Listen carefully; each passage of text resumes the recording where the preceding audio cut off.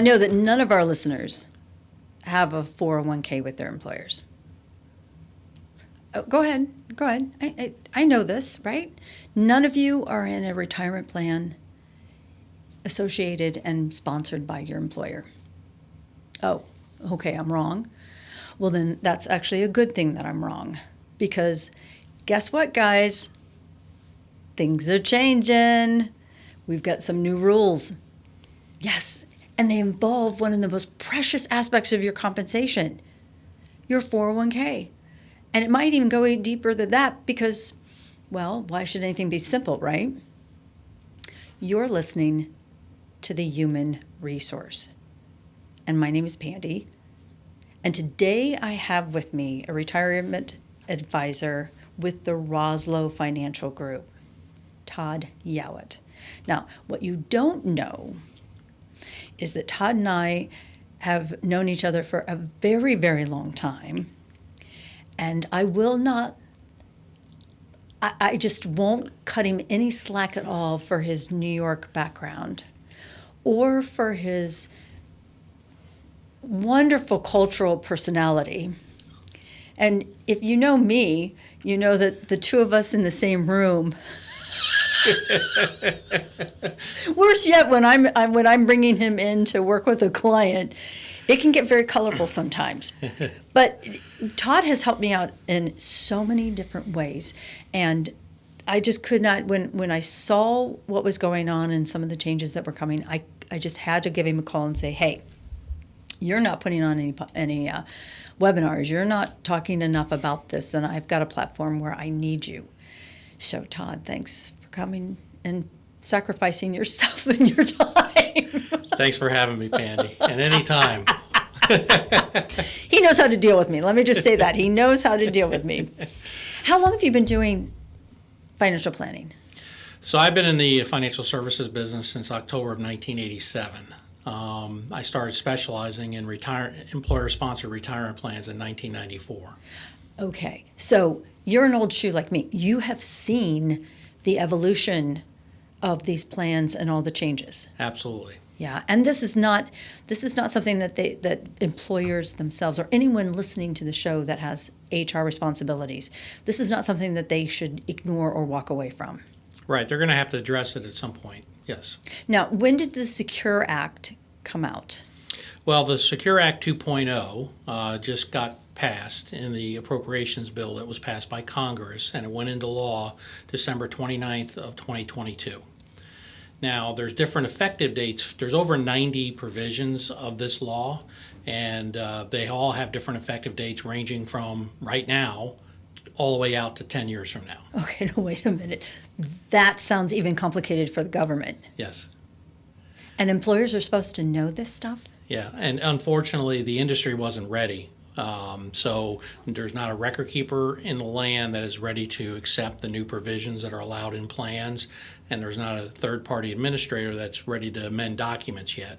Good news is you have until 2025 to actually amend your document, but anything that's immediately eligible to start, in your plan right now, that you can operate that plan without amending the document until 2025. Okay, so now you understand why I have him on the show. So what I'm going to do, though, is I'm going to back him up because some of our viewers are international companies who have locations here in the United States, and they're listening to the podcast. Mm-hmm. They're sending me feedback. Let's break this down as to what exactly we're talking about. What kind of plans are we talking about? Sure. So the Secure Act 2.0 addresses pretty much every single private sector retirement plan in America. There's a few exceptions. Government plans are exempt from this. Church plans are exempt from this. And then if you have like a real small business, less than 10 people, you're exempt from this legislation, as well as if you're a new startup company and haven't been in business for 3 years yet, you're exempt until you pass the 3-year mark. Oh, that's important. Yep. But pretty much everybody else is going to be affected whether you have a plan today or you decide to start one this year. Okay. So if you've been in business for 3 years, you're growing enough that you want to introduce or provide a plan, mm-hmm. This is going to hit you between the eyes. Yeah, and there's a lot of good stuff in it. We've been waiting a long time for the Secure Act 2.0. Congress couldn't get their act together, so it's funny when it came to budget time and they had to pass a budget bill. They crammed this into that budget bill, and that's how they got bipartisan support for it. Oh, so you don't think anybody's really read this? Do they ever read anything that they pass? So, Us in the industry are reading it, and it's over 1,000 pages, so yes. well, you said 90 different provisions. Yes. So start us out with, okay, let's just rough it. The top 10. Sure. So the number one off the bat, if you didn't have a plan prior to December 29th of 2022, so you're starting a brand new plan this year or beyond, your plan automatically has to have the automatic enrollment provision. So no longer are there's going to be a setup to where you can have a plan where participants actually have to enroll. So all these plans moving forward will be automatically enrolled at 3%, then annually increased for each participant up to 10% until it gets to 10% of their salary. Unless the employee goes online or fills out a form saying I don't want to participate or I want to participate at a different rate. Okay. So the employee still gets to control it. Yes. Yep. Got it. Okay. Number 2. So anyway, so that's a big one, and that's effective immediately. However, it doesn't kick in until 2025. Okay, so in other words, if you start a plan 2023, you're impacted by that regulation, but you could actually have a plan for 2 years that's not auto-enroll, but then in 2025 you'd have to amend the document to add it. So what I'm recommending to most of the folks that I'm talking to is you might as well just start with the auto-enrollment and avoid having to do amendments to your document. Well, you've been suggesting that to my clients for the last few years, so I know that they're doing the auto, and that employees can go in and waive out. Absolutely, and that's not changing. But what did change is the employer loses the right to say I don't want an auto-enrollment. They're automatically going to have it. Okay. So number 2 that I think is important for plan sponsors to realize is long-term part-time employees are now eligible for 401ks. So even if you have, say, an hours requirement of 1,000 hours in your plan document, which is the maximum you can go out to, basically anybody that works 500 hours or more moving forward for 2 consecutive years must be given the right to participate in the plan. Now, the employer doesn't have to match them, but they have to allow that long-term part-time employee the ability to save for their retirement. And that's the classification of part-time, not temporary seasonal intern. Unless they log 500 hours or more in a calendar year and they do it in 2 consecutive calendar years. Well, that's only 25% of the year. Mm-hmm. So a temporary employee certainly could do that. Yep, absolutely.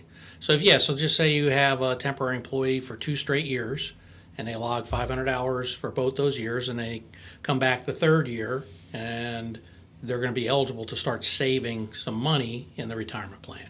Is there an age on that one? Nope.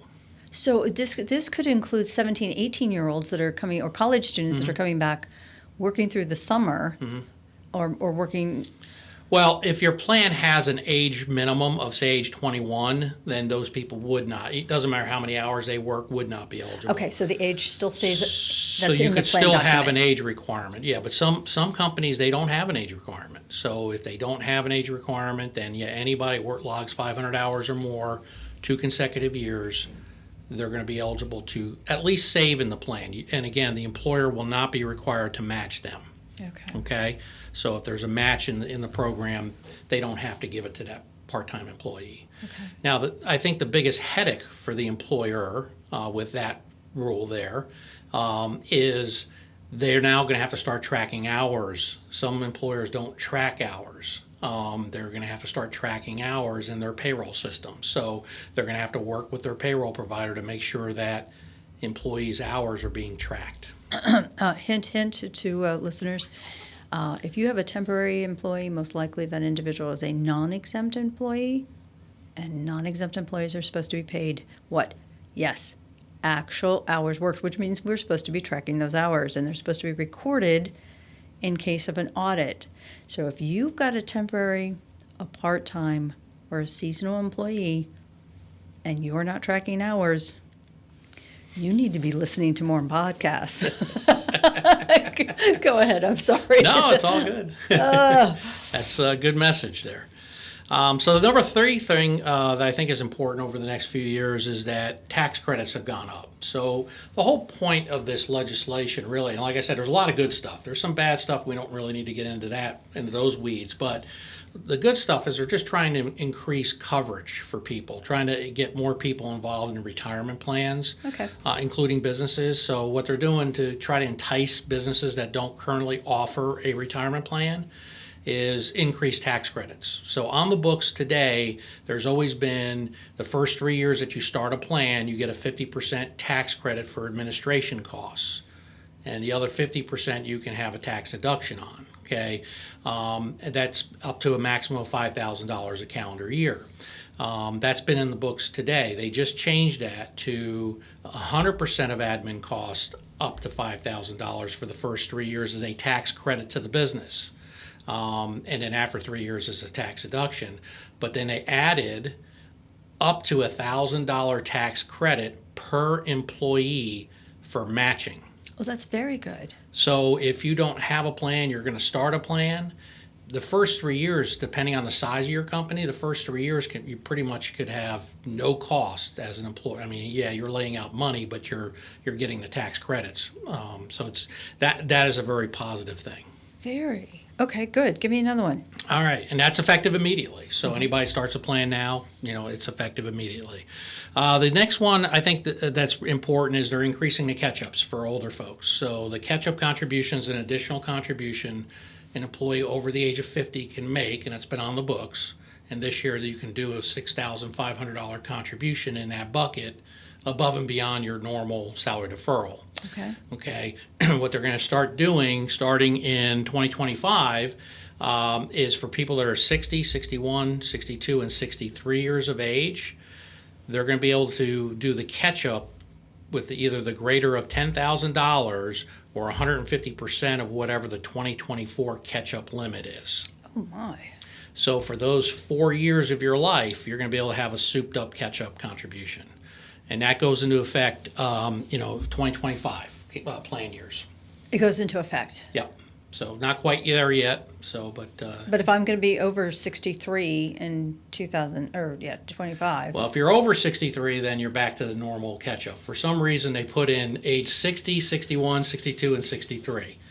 They figured if you get to 64, you're probably ready to retire and not throwing more money in. Oh, little did they know. Okay. Yeah, so that goes into effect in 2025, as I said. And then one of the things that can be construed as either positive or negative with the new law is if you're a highly compensated employee, and what that means is a 5% or more owner of a business, or you are making more than $145,000 in a calendar year. If you're making a catch-up contribution because you're over 50, you're going to be required to do that in a Roth bucket. So in other words, instead of doing it pre-tax and getting the tax deduction up front, any catch-up contribution for highly compensated employees will be coming from their net check, already taxed. Yes. The monies will grow tax, income tax-free. The nice thing, though, is that they pull it out tax-free. Yeah. So they lose the deduction up front. Yes, and we're betting that the taxes are higher now than they would be. Yes. Right? Is that what we're betting on? Yeah. Gosh. So anyway, that goes in effect in 2024. So for plan years 20, so up until then, you can still do a pre-tax Roth. And then as an optional feature, this is not mandated, but as an optional feature, you could also allow any employee to do their catch-up in Roth. This is. Do you see how complicated this is? But listen to what he's already told us. Don, I'm going to take you to the next show. Because we've got 5 more things you need to be aware of in regards to your 401k that are now being introduced with this Secure Act 2.0. This is why you're listening to us. This is why I bring these guys on. You need to know this stuff. And we're the human resource.